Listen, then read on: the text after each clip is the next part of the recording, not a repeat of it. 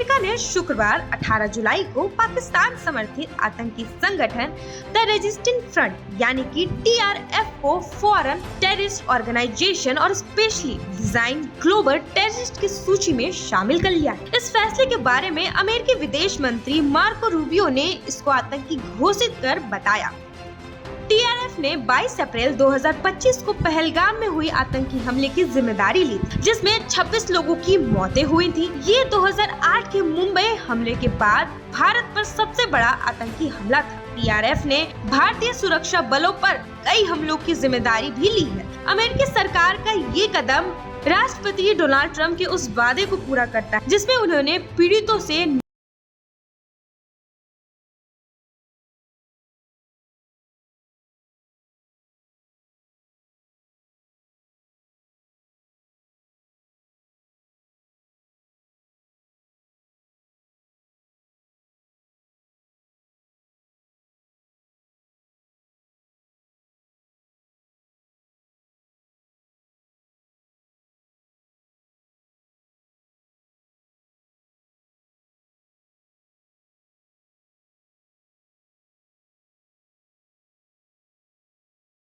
उन्होंने ये भी कहा कि आतंकवाद के खिलाफ जीरो टॉलरेंस की नीति अपनानी जानी चाहिए।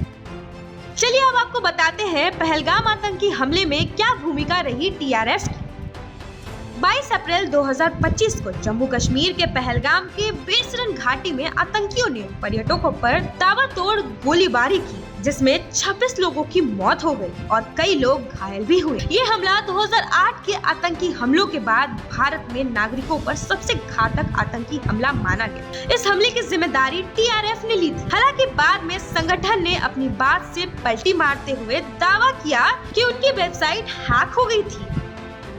बात करते हैं आखिर TRF की शुरुआत कैसे हुई और इसके सरगना कौन है।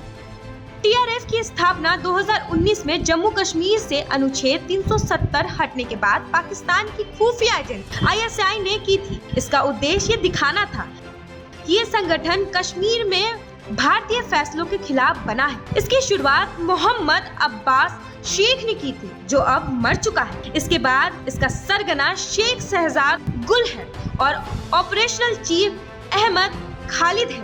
भारत ने 2023 में इसे UAPA के तहत आतंकी संगठन घोषित किया था। अब आपको बताते हैं TRF के बड़े हमले के बारे में।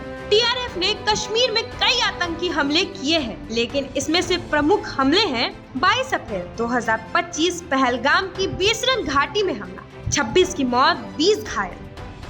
9 जून 2024 रियासी में शिव खेड़ी जा रहे श्रद्धालुओं पर हमला, 9 मरे, 33 घायल। 20 अक्टूबर 2024 गंदेरबल में प्रवासी मजदूरों पर हमला, 7 मरे। 13 सितंबर 2023 अनंतनाग में सेना व पुलिस पर हमला, कर्नल, मेजर और DSP की मौत। 8 जुलाई 2020 वांदेपोरा में बीजेपी नेता के घर पर हमला, 3 की मौत। अब सवाल ये उठता है कि TRF असल में लश्कर और ISI का हिस्सा कैसे है।